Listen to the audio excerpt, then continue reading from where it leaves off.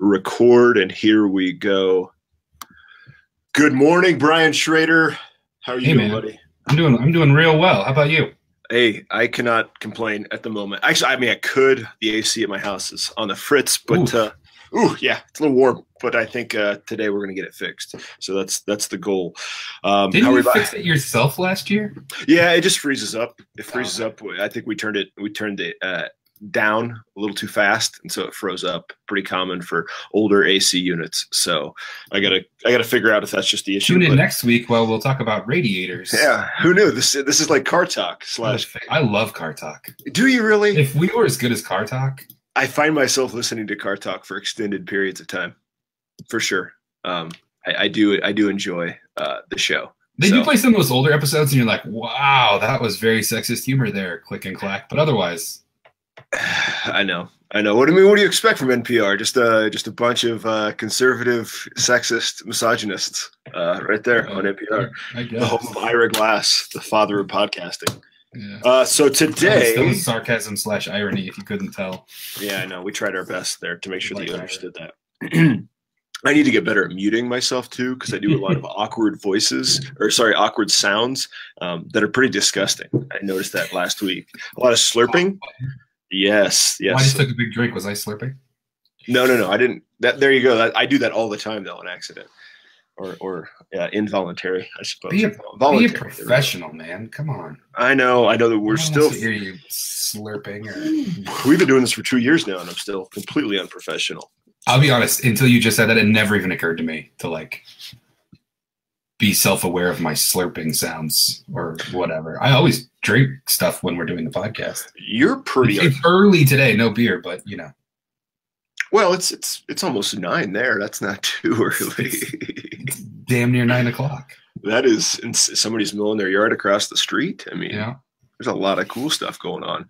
Okay, so let's just give a shout out to our wonderful sponsors before we forget. Guardian Tax Solutions, Logan Martin, and Zach Westerfield Law, but I guess it's Westerfield and Martin Law. So if you got a DUI, Brian, while you're mowing your yard on your lawnmower, you know who you're calling, right? Can they take care of people over there in Michigan? I don't know if they can do anything for me in Michigan. Okay, well. Don't pull the George Jones and drive that lawnmower while intoxicated.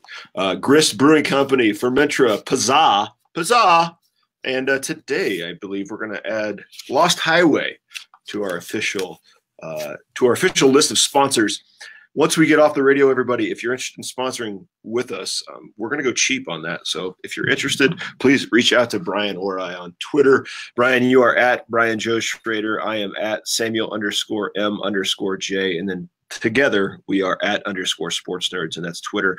Our Instagram is blowing up. People enjoy what we're posting. We are at sports.nerds. And then on what am I missing? Facebook, fb.me/sportsnerd. So make sure you hunt us down, you follow us. We had a lot of engagement this week because I think our topic is pretty fun for people to get involved with. Got into it, man. People got into it. So we a couple days ago we asked people via Facebook and Instagram to let us know what their favorite baseball movies are. And so we have a list of them. We tallied the votes, if you will, and we can just, do you want to talk about ours first, or should we talk about the top? Let's just talk about the top ones from our fans. Okay. Why don't you pull back the curtain a little bit? The planning that went today's episode was we decided we were going to talk about the best baseball movies, and then we had people chime in on Facebook and Twitter, and that's it. So what you're getting is a pretty raw discussion about movies. I think it'll be fine though. I think we were, we had to make it a fun. We had to make it a fun one. It's May, fun one. So let's make it a fun one, and that's what we're doing. So this is a good one. I imagine someone out there jogging or something right now is going to listen to us talk about sports movies and be like, "Oh, what idiots! How did they not mention this baseball movie?" Exactly. Can you do me a favor? You want to list off the tallies there? I sent you the PDF with the tallies. I'm going to try to get some more folks to follow our Facebook live stream. If you can't follow us now, make sure you follow our video after it posts. But yeah, but hold on, before you do that, I did get your spreadsheet, but I may not be smart enough to understand it. You're probably overly smart, and it's just I'm overthinking spreadsheet. It's just a bad spreadsheet, quite honestly. You just want me to read down the column on the left? The left, yeah, the tally, Oh, like the votes. The votes. Did you see the votes at the top? It says the Sandlot 11. That's what I'm talking about. Oh, the numbers didn't show up on mine. Oh, okay. All right. It's just color coded. There's not a third page that has the tally for you. Oh, I see it now. Sorry. Go ahead. I can edit that out in post. Read those for a brother. So it looks like Sam did some tabulation based on the comments and the votes. I'll say right now that I'm not sure I can defend the scientific nature of this study, because a lot of people were just chiming in, not listing their top 5, but just throwing in, well, don't forget this one, don't forget this one. But based on this quasi-scientific study, it looks like The Sandlot came in first with 11 votes. Good movie. Field of Dreams came in second with 8. We had 3 movies tied in that third place position with 6 votes. That's A League of Their Own, Bull Durham, and Major League. Following up that tie was 8 Men Out that had 4 votes. Rookie of the Year, Bad News Bears, The Natural, and Mr. Baseball, and Moneyball all had 3. And then Angels in the Outfield, For Love of the Game, and Trouble with the Curve had 2. And then Soul of the Game, which I've actually never even heard of. Derek Yoder threw that one at us. Apparently it was an HBO. Yeah, it was an HBO one-off during the 90s, I think he said. I think Derek's actually following it. He's watching the live stream. Maybe he'll chime in and tell us. Yeah, he could chime in and tell us. Derek, where so that movie, what was it called? Soul of the Game? Where did it come from? You missed some though. Somebody voted for The Rookie, and you don't have that on there. Well, no. I only put. There were a lot of one-offs. Oh, if you got 1 vote, you don't make it on here. Well, I just was trying to, Brian. I can't do all of the research for the show. Okay, I can't do everything. I can't produce. I can't edit. No, it's real subjective here. Like a bunch of movies got votes, and you just didn't include some. For Love of the Game got a vote. 61. Air Bud 7th inning fetch. Air Bud 7th inning. Fever Pitch. I do recall that movie. Fever Pitch got 1 vote, and I'll be honest, I'm a Red Sox fan. I've watched that movie more than once, and I like it. Okay. It's Drew Barrymore and not Jimmy Kimmel. One of those funny guys. The other late night guy. SNL guy. Jimmy Fallon. Jimmy Fallon. Look at us. It's a cute movie. I like that movie. Dude, a cute movie? What's that even mean? What's that? It's a rom-com that's disguised as a baseball movie, or vice versa. I don't know. I like that movie. Yeah, it's something. Derek says that Soul of the Game is about Satchel Paige, Josh Gibson, and Jackie Robinson. Well, I would watch that movie. There you go. Yeah, we need to find it. We need to hunt it down. There's actually a really good documentary about oh gosh, who's the St. Louis Cardinals guy that we write about in our paper? The dude, Kurt Flood. Yeah, that's a really good documentary, but it's hard to find. HBO did it several years ago. I like that somebody put basketball in here, that movie's amazing. Is that a baseball movie? I love that movie. Well, that's literally what I was going to ask you is, like, if we're going to dedicate 44 minutes to trying to figure out what the best baseball movie is, which is in and of itself like a pretty silly pursuit, right? I mean, we're just going to argue. This is what makes for bad sports television, is when people argue over things like pre-draft fighting. No, this guy will go number. Who knows? Who knows what the best one is? But I do think there's a meaningful question to say what constitutes a baseball movie. Hey, Kate, let's slow down. I want to respond to your comment there. Right? Let's realize that the people who have debates about who should go 1, 2, 3, 4, and 5 in the draft actually take their debate seriously. We're just having fun, Brian. It's true. We're not taking it seriously. We're just having fun. No, absolutely. But actually, I think I might take it seriously anyways for fun. Okay. Well, I think I'm just going to call you an idiot no matter what you say. Come on. Seriously? Okay. I know. That's I think what we should. You think?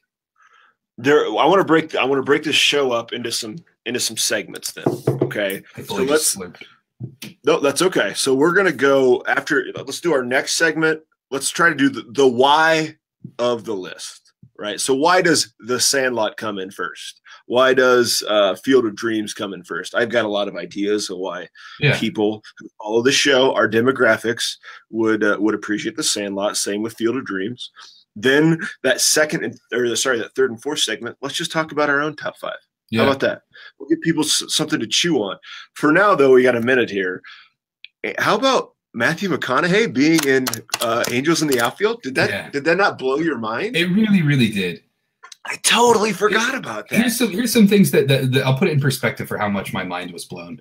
Like last year, 2 years ago, I realized that in The Lion King, Matthew Broderick does the voice of Simba, which is crazy because I never known who Matthew Broderick is my entire life, and I've known what The Lion King is my entire life, but I never put it together.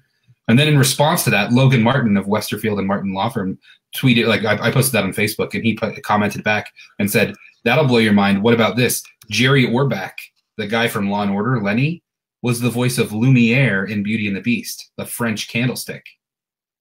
I'll be darned. That one doesn't. That one's fully unbelievable. No, but he was also in Dirty Dancing, though, too. He was the father. But not with like a French accent. That's true. I'd have to go back and watch Dirty Dancing again and try to figure that one out. I don't think he has a. No, it's crazy that Matthew McConaughey's in it. What year is that movie? It doesn't even seem like it's that early in his career. No, McConaughey was one of those dudes that like was not a child actor, though, right? He kind of came on the scene as a young adult. That's true. Yep, he kind of did. He did. I would say maybe as the film industry started blowing up in Austin, that's kind of where he got his. He began to get his footing. Adrian Brody's also in that.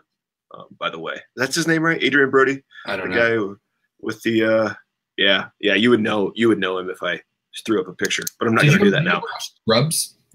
Yes, I did. The janitor on Scrubs is like the shortstop in Major League.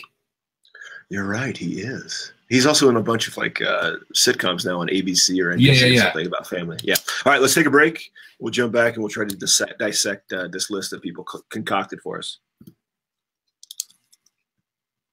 Okay, Brian. So we're talking baseball movies. We'll go down the list again. So The Sandlot is kind of far and away the leader for our listeners. Then we have Field of Dreams, A League of Their Own, and Bull Durham, and Major League. Then we kind of have a drop off. Yeah. So let's take those top 5 there, and let's do some armchair psychoanalysis here, or some armchair professing, I guess. I think that there's like one common thread of these movies that they're all late 80s, early 90s movies. It might say something about our demographic. Yeah, I was going to say that's the first thing that comes to mind. 30, young 30s, late 30-year-old dudes listening to this podcast, and so those movies were in their wheelhouse. I mean, I know all of these movies well. I've seen them all multiple times. So here's my take. I guess if you asked an older demographic, you might get a lot of more of like, there's an older Natural. Yeah, the Natural is a good movie, but there's even other ones that I'm skipping right now. The Pride of the Yankees. There's more movies from the 40s, 50s, 60s that are about baseball that haven't made our list here. True. I can't remember the name of one on the bang drum, the drum bang slowly the drum, or something. Bang the drum slowly. Something about banging drums. Yeah, bang the drum slowly. You nailed it. You were close. There are a few on this list that I go, people our age are not old enough to have understood the humor of these movies at the time.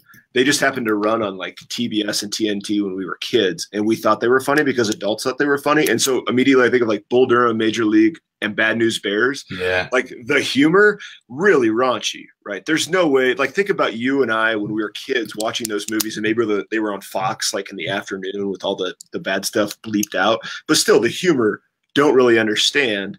I think it's more of like a nostalgic understanding of those movies as opposed to really getting the comedy, if that makes sense. Whereas The Sandlot, Field of Dreams, A League of Their Own, Sandlot in particular, right? That spoke to a generation of us, not just boys, but girls too, growing up, and every gender in between, as summer, right? That's kind of what summer looked like and all of that. So that would make sense that popped up first.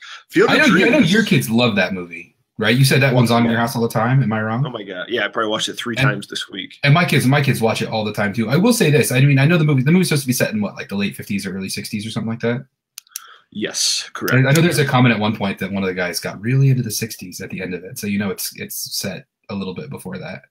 I will say this though: that movie, even though it's a movie that was contemporary for us, like we watched it growing up. If you're in a similar age demographic, that it's set back in time, like you sort of said, it was a good movie for girls too. I don't know. This is just me editorializing a little bit. My son, who's 4, all the time says, "You play ball like a girl." I'm like, dude, that's not cool. You can't say that. So there is a little bit of still that old school ickiness in that movie. That's probably the only place. It's got the weird scene too. Do you think that joke, right? Now we're going to get into our critical studies. Yeah. Do you think that joke is meant to be kind of reflexive, kind of critical? Because that movie, no. Yeah, I don't know. No, you don't? No, okay. Not really. Okay. All right, fair enough. But I mean, my kids repeat everything too. They also like Rookie of the Year. And there's the one part when that kid in Rookie of the Year, I don't know what that kid's name is, gets on base. He walks. Henry Rowengarten. I mean, real life is real name. Yeah, Henry gets on first base and he's like taunting the pitcher and he's like, "Pitcher's got a big," but my kids love to say that too. That was a big. That circulated a lot during Little League games, I believe, when I was a kid. Yeah, for sure. So I like that movie too. Okay, you have a beef with a Field of Dreams. Field of Dreams. I think, while it has a little bit of baseball in it and definitely, some sort of discussion about baseball history, and you learn about the Black Sox scandal and all of that sort of stuff. Is it a baseball movie? I don't know. What isn't it? I mean, it's how much baseball's in that movie? There's a lot of like building a baseball field. There's a lot of cruising around with what's his face, Darth Vader in a Volkswagen. I like that stuff. But don't you think Ray Liotta having a catch with his son? I don't know. Well, what makes a baseball movie to you? Well, in The Sandlot, all they do is play baseball. All they do is talk about baseball. But the plot of A Field of Dreams revolves around baseball, I would argue. Or does it revolve around trying to find his father? I don't know. Is there a plot in that movie? I'm not a Field of Dreams fan. You just hate Field of Dreams. You just hate Iowa. I don't see. We're going to lose all of these listeners because you hate Iowa. I don't hate. Is that the reason I should like it? No. I mean, Evan? No, it's Iowa. Oh, hilarious. Yeah. I don't know. I've said this before. I know I'm a pariah for saying this. Field of Dreams. I'm not a huge Bull Durham fan either. For Love of the Game is my favorite Costner baseball movie. That is a good one. But you're getting a little rom-comedy. I don't know. Maybe that just says something about me. I'm okay. With a romantic comedy disguised as baseball movie. I don't think Bull Durham's that funny. I'm going to say it right now. People are going to explode. All 4 people that are watching this live. I love the Susan Sarandon part of that movie. Like I'm hooked from the very beginning when she gives the "I believe in the Church of Baseball" speech. But then it just sort of meanders after that for me. What about? Let's see. A League of Their Own. I would say that's kind of an underrated sports movie. That's a really good movie. I remember that well as a kid. I watched that over. I had a major crush on Gina Davis. Yeah.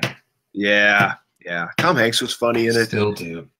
Rosie O'Donnell was funny. Yeah. Madonna was great. It was a good cast.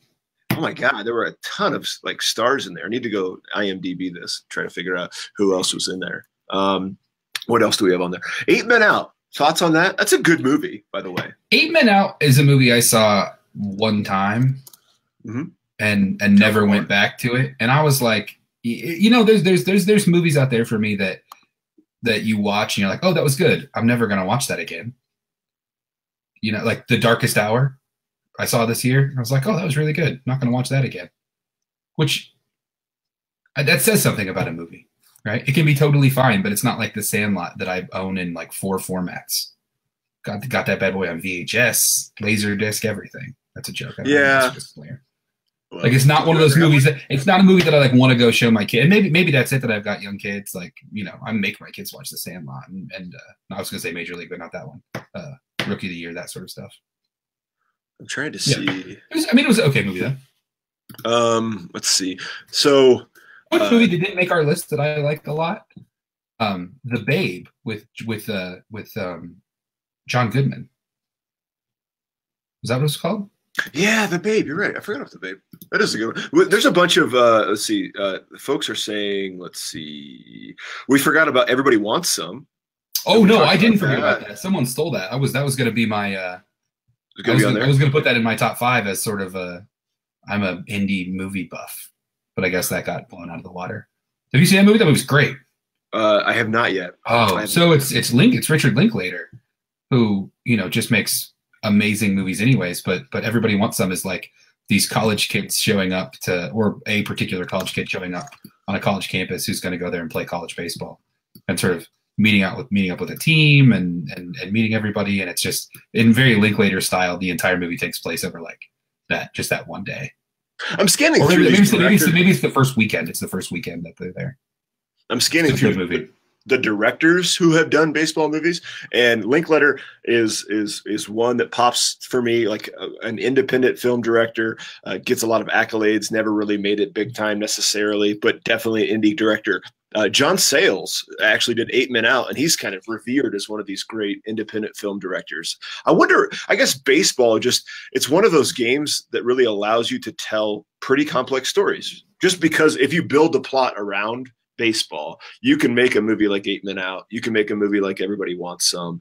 I wonder why that is. Maybe I'm wrong, but I feel like there's something to that. If you think of, like, The Natural is this deep cerebral movie, even though I'm not a huge fan of it. Obviously, you have your major leagues and your Bull Durhams that maybe aren't as complicated. But I would certainly argue that compared to maybe like football movies or basketball movies, aside from something like He Got Game, baseball tends to be that go-to. Do you think it's why do you think that is? Do you think, is it because of the nostalgia we have around the game?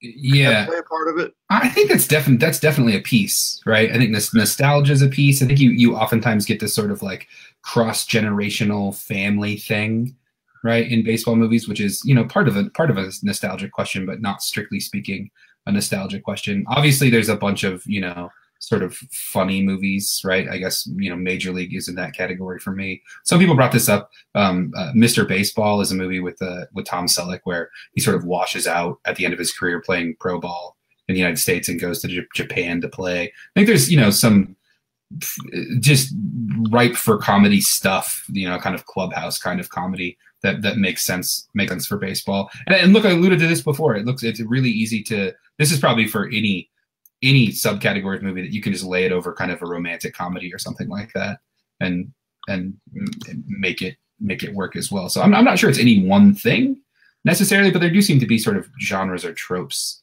that make it easier to read and understand sports movies. All right, let's take a break here, and when we come back, why don't you start with your top 5? I think you're prepared. I'm trying to really establish our social media presence at the moment, so I'm gonna let you take the lead. All right, multitasking. If you can't tell, I'm usually not this aloof and completely inarticulate, but I am when I'm doing other things. All right, let's take a break. All right, Brian. Top 5 baseball movies. We ready? Yeah, I didn't put them in any particular order, I guess, but I can list the ones that sort of make it into my top 5. I guess it's tough too because I'm not sure I'm necessarily married to this list, but I'll put out my top 5. So I put Brewster's Millions in my top 5, or at least sort of in my top 5. It depends on if you consider it a baseball movie or not. It's a remake of like a movie from like the 50s, I want to say. But the remake stars Richard Pryor. And if you've never seen it, you should absolutely go see this movie. But like the premise is that he's this minor league pitcher who's sort of a down on his luck kind of character, and finds out that he's going to inherit all this money. And they basically it's like his great uncle or something like that, or some distant relative leaves him a bunch of money. But basically in his will, he sets up kind of a contest where it's like you can take a flat amount of money, or you can get way more money if you do this weird game. And the experiment is he has to spend like $30 million in 30 days or something like that. And one of the subplots in there is that he sets up an exhibition game between his minor league team, the Hackensack Bulls, versus the New York Yankees. And so there's definitely some baseball stuff going on there. It's not strictly speaking a baseball movie, but I love that movie a lot. So I would put that one in there.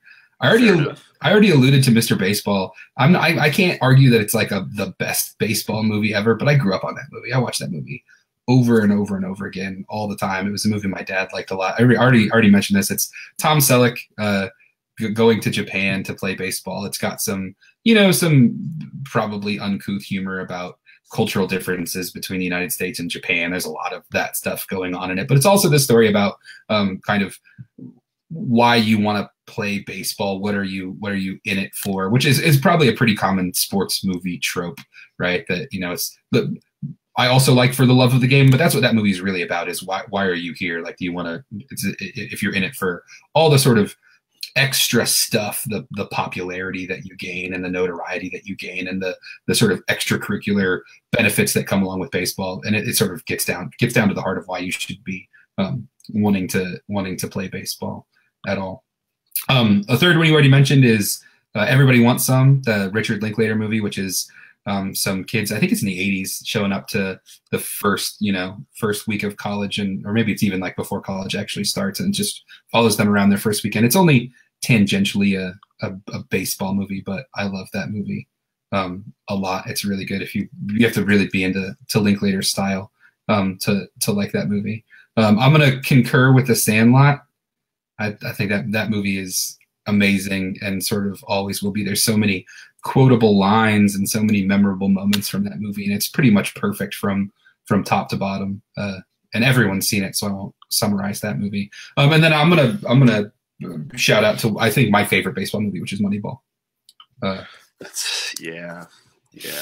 Brad Pitt, Jonah Hill, the late great, I'm forgetting his name, the dude from The Big Lebowski.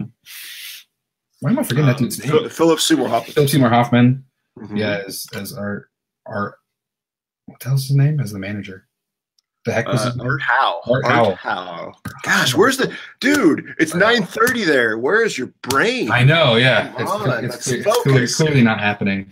There is. I love Moneyball, man. I saw Moneyball the first time at some dingy little theater when it was barely out in theater, so I didn't have to wait very long for it to actually come out, and then I immediately scooped it up. And we've talked about this movie on the podcast before. This is a movie that, like, there's a joke with my wife and I. There's a handful of movies that, like, if they happen to be on TV and I just happen to come across it, that's what I'm watching for however much is left. So if there's 4 minutes left in Moneyball and I see it on TV, I'm watching it. If it's 3 minutes in and it's, I have to sit there for 3 hours to watch it, that's what's going to happen. I love that. I love every minute of that movie. I think that movie's awesome because it really explains sabermetrics in an accessible way if you're not a big stat head, and it kind of makes sense, but it also does so in a way that explains why baseball is not objectively fair, that there are built-in advantages to certain teams, right? Like it's not like at the beginning of the season every team has a chance to go out there and win, and sort of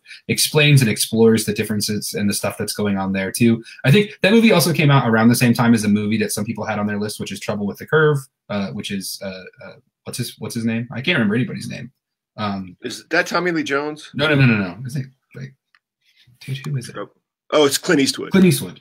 Yeah. See, I wasn't that far off. I was trying to say Charlton Heston, and I was like, that wasn't wrong. Wow, we were on there. Yeah. No, but it was a pretty good movie. It's an interesting movie, but they tell kind of two contrasting stories about how you identify talent in baseball. And so Trouble with the Curve is this movie that says, only experience and the eye test and doing the work of traveling around to minor league clubs can tell you the truth about baseball. And Moneyball says the opposite, right? That those people make mistakes all the time, that they kind of misunderstand what makes a good baseball player a good baseball player. And I mean, those movies coming out at the same time were, I think, instructive about the route that baseball was going to go. Like, it kind of painted, not intentionally, but sort of painted a crossroads for baseball. And I think, and let me say this too, I think both of those movies, but especially Moneyball, are very much about baseball.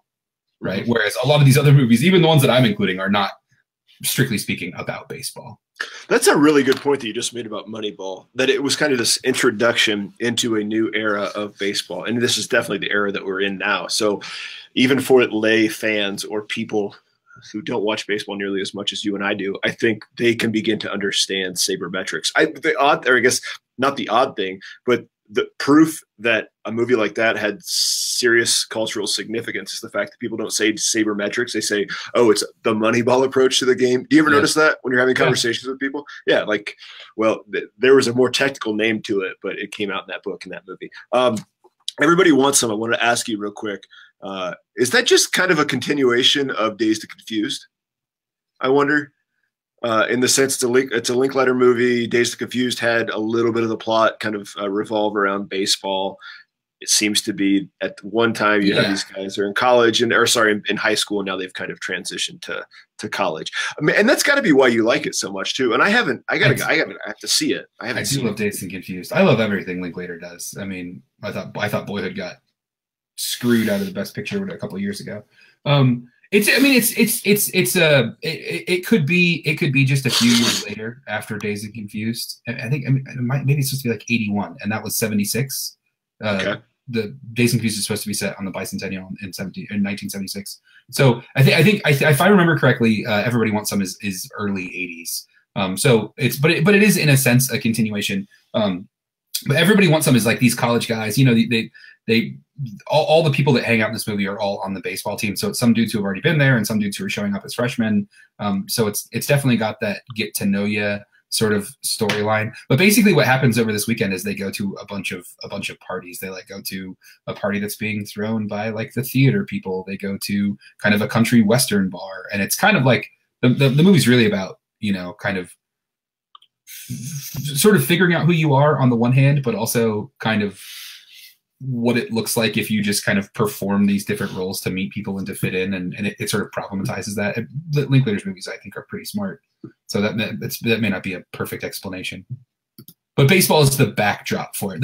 My favorite storyline in this movie is this dude who's on the team. There's a couple of actual baseball scenes where they're practicing and stuff like that. And there's a guy on the baseball team who they find out that he has no eligibility, that he had just been bumming around playing college ball. He was like 30 years old or something like that. But the point of his story is that he just likes to play, right? He was never good enough to go pro, but he didn't want to transition out of you know, playing college ball into real life. So he would just lie about who he was and get more scholarships and just bum around and play college ball because he wanted to play, which is a kind of a funny story. It fits into the broader framework that is Everybody Wants Some, but yeah, it's a good movie. It's really good. It sounds like Linklater has a really, in these two movies in particular, a really good grasp of, there's a certain feeling, like literally your body feels a certain way during this time of year when you're watching baseball and the school year is done. Does that make sense? Like I'm getting there now as college baseball is starting to heat up. Like it's part nostalgia, it's part excitement. It just feels different than other seasons. It doesn't feel like football season. It doesn't feel like basketball season. It certainly doesn't feel like October baseball. I would argue that college baseball, high school baseball has a feel to it. I don't know how I would ever articulate that, like, you know, in a smart way, but it's certainly there's something that it's a feeling, and I think that feeling is one that Linklater has really grasped in these two films. No, I think you're right. Sorry, I didn't want to cut you off, but I think you're right about this because even like it's exciting when the MLB season starts every year. You know, we're excited for opening day and we want to go out to the ballpark or whatever, but it cools down pretty quickly afterwards. We're like, it's still cold out. Yeah. Or, it's getting dark earlier or that sort of stuff. Right now really is. I was watching the Red Sox Yankees played just this week. They played a 3-game set. And it was like Bob Costas was like, it's finally starting to feel like baseball season. We've had these cold games. It doesn't feel right. But finally, there's the temperature is right and the crowd energy is right. It's right now it's baseball time. For baseball people too, I think there's something about like the College World Series that really begins that it's starting to begin that summer of baseball, if that makes sense. Like that you have the 2 months where people are ending school, they're finishing up school. And then once you get into June, right, it's like, okay, this is the introduction to the baseball season. ESPN does a really good job of covering it. Now you're able to watch the regionals and super regionals and all of that. So, yeah, okay. Anyhow, that's our college baseball talk. Let's take a quick break and then I'll give you my top 5.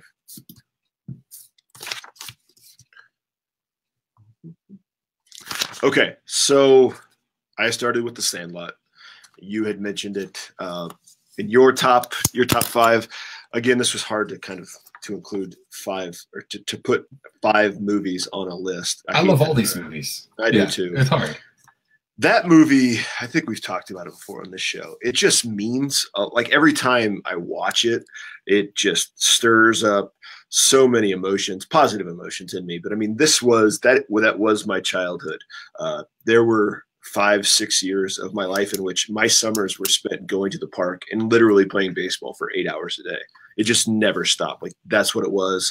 This, having my parents have to drive me into town. I grew up on a farm, and so that's what had to happen in order to be able to go in and play baseball all day long. And so the fact that that's what it's about means a lot to me. I mean, I choke up every time the 4th of July scene happens, you know, with Ray Charles and America the Beautiful. And I'm not even patriotic. The only night game of the year. Yes, right. It's the only night game of the year. And now my kids love it, which is just awesome.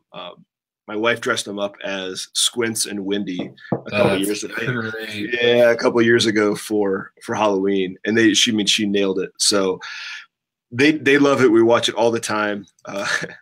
Quick aside, we're also watching Uncle Buck a lot now, which I'll feed into John Candy here, who's also makes a cameo in my top 5. I miss John Candy, Brian. Yeah, I miss John Candy. He was a funny dude. My God. Very funny. Anyhow, so The Sandlot. I went with Little Big League. Do you remember that movie? I remember sort of vaguely that movie. Can I jump back to The Sandlot one more time? There's another scene in that movie that's really amazing in The Sandlot, and that is when Benny hits the guts out of the ball, like he hits the cover off of it, and he's all pissed off because they can't play anymore, and the rest of the kids are like, "No, that's the most awesome thing we've ever seen." Yep. Right? That's a very genuine baseball moment too. Oh yeah. Like sports in general, but baseball specifically, like you see crazy things and you're like, oh my God, what did I just see? That's why people kind of go back to baseball. I just posted this thing in the comments too. If you're a Sandlot nerd, you must read this. There's an article on the Nerdist about that some dude broke down every single part of Benny stealing home in that Dodgers game at the very end. Yeah. It's a pretty long read, but he makes all sorts of arguments as to why situationally it was the wrong move and why probably he was out and all sorts of stuff like that. So it's an amazing read if you're a Sandlot fan / love baseball, I guess. Yeah, every time I see that scene, I think to myself, if there was replay in this movie, was he out? That wouldn't have been the best call. That's a lot of the arguments this guy makes, but he tries to figure out all sorts of stuff because the announcer, who's obviously Smalls, says something like, it's the most clutch season of the year. And this guy has 3 or 4 paragraphs where he's like, well, that could only mean these sorts of things. And I went back and it had to have been this year. And so that's the only time they would have been playing, whoever they were playing would be in the regional play. I mean, no, it's a great read. Sorry. I cannot summarize why it's awesome, but it's awesome. Folks, you can actually look at that link. Brian posted it on our Facebook page, so you can find it. It's just at thenerdist.com.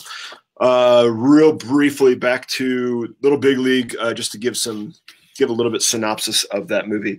It's about Billy Hayward, who is basically given ownership of the Minnesota Twins after his grandfather dies, and that's the entire movie. I was looking at the cast, and there really are not any famous people in it whatsoever. That's probably why we don't remember it. It's not like, oh, cool, that guy was in it when he was a kid. It's just, let's see, just a bunch of no names. But anyhow, check it out. Little Big League 3. Do you remember The Scout with Albert Brooks and Brendan? Brendan, what the hell's his name?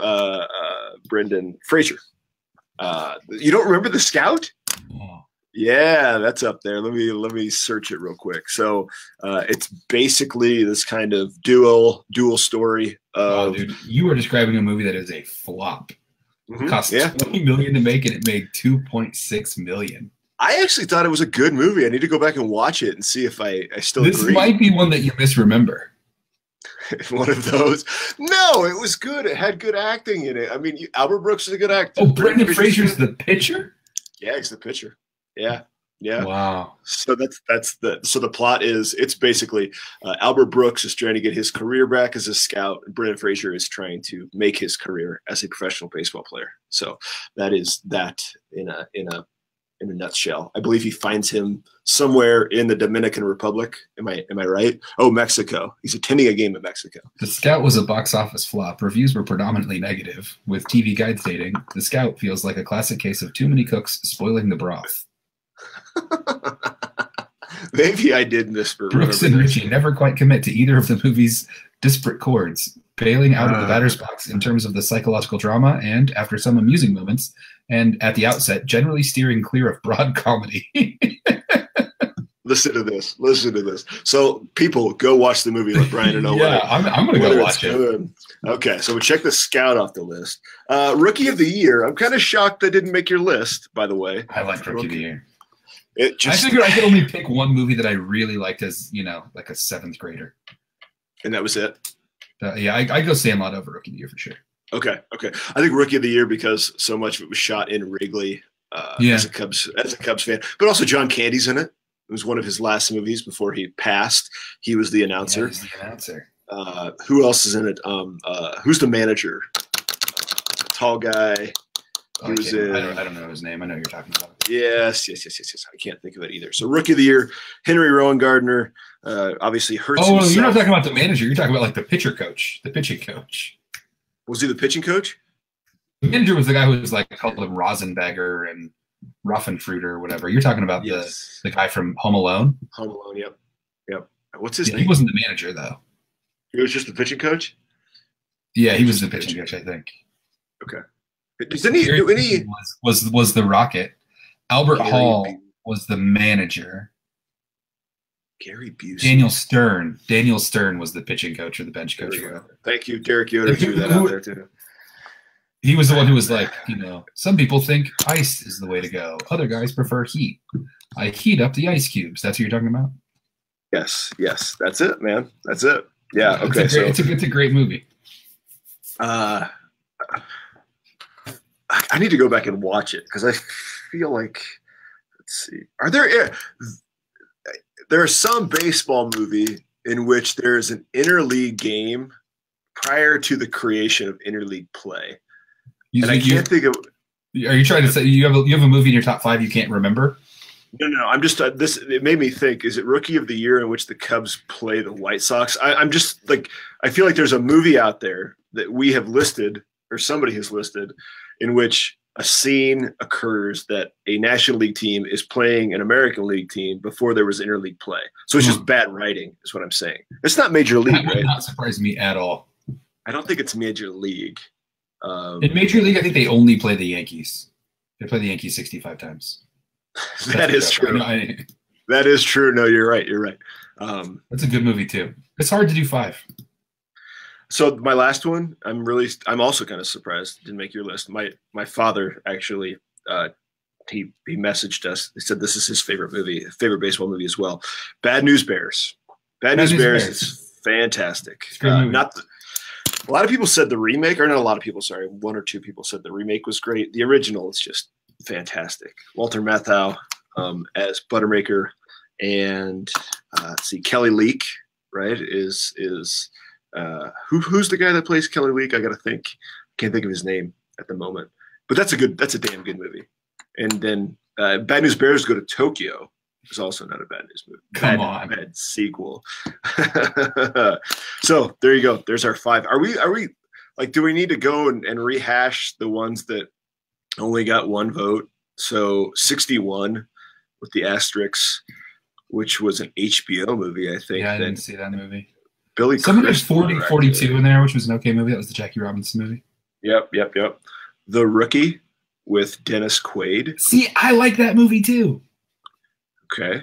Have you seen that movie? It's good. It's a true story. It's like this guy who, had Tommy Johns and sort of washed out of minor league ball.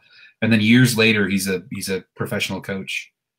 Or excuse me, he's a high school coach. And he makes a deal with his students that if they, win a league championship or a championship, that he'll go try out. So he does. And he pitches it for a little while back in the majors. He pitched for Tampa Bay or something. So it's basically just that Mark Wahlberg football movie, is what you're saying, where he plays for the Eagles? Yeah, it's the Mark Wahlberg. Yes, it's that. Yeah, I'm not sure which one came out first. What's the movie with John Hamm in it? He goes to India. And $1 Million Arm. Yeah, that didn't make the. Was that what it was called? Yeah, $1 Million Arm. Where they had a contest in India to find pitchers. Mm-hmm. That is correct. I never saw that movie, but my understanding was the premise was there's a lot of people in India. They play cricket, which is like baseball. Therefore, statistically, there should be a good pitcher. There's got to be somebody that we could throw out there that'll be able that's what it seems to throw really hard. No, I think you're spot on. Yeah, all right. I never saw that. Well, thank you everybody for going on this journey with us. We're hoping next week that we're going to have a special interview with the boys over at the Best Baseball Podcast. Yeah, which could be awesome. By the way, it depends if they go back and listen to our last episode where I tell them they should be more modest in their title. Pretty good baseball podcast. It sounds like they want to do a dual recording, by the way. Well, that's they're fine. going to record it. Yeah, we both publish it. Yeah, too bad they have like you gotta be 100,000. worried about someone where like, hey, you want to record a podcast with us, and like without them being like, yeah, let's talk about it. They're just like, yeah. Sure. But they have like 250,000 followers on Twitter, Jeez. and we have like 7. That's what I'm saying. Like at one point, you're like, what's wrong with them? And then you're like, what's wrong with them? I know. What's wrong with us? Anyhow, so we'll let you know, everybody. We really appreciate you. If you streamed live today and you enjoyed the show, if you didn't, you can still find the video on Facebook. Every week, these things tend to keep blowing up. People are enjoying what we're throwing out there. So if you're interested in sponsoring the show, make sure you reach out to us. You can email us at wearesportsnerds@gmail.com. Brian and I are on Twitter.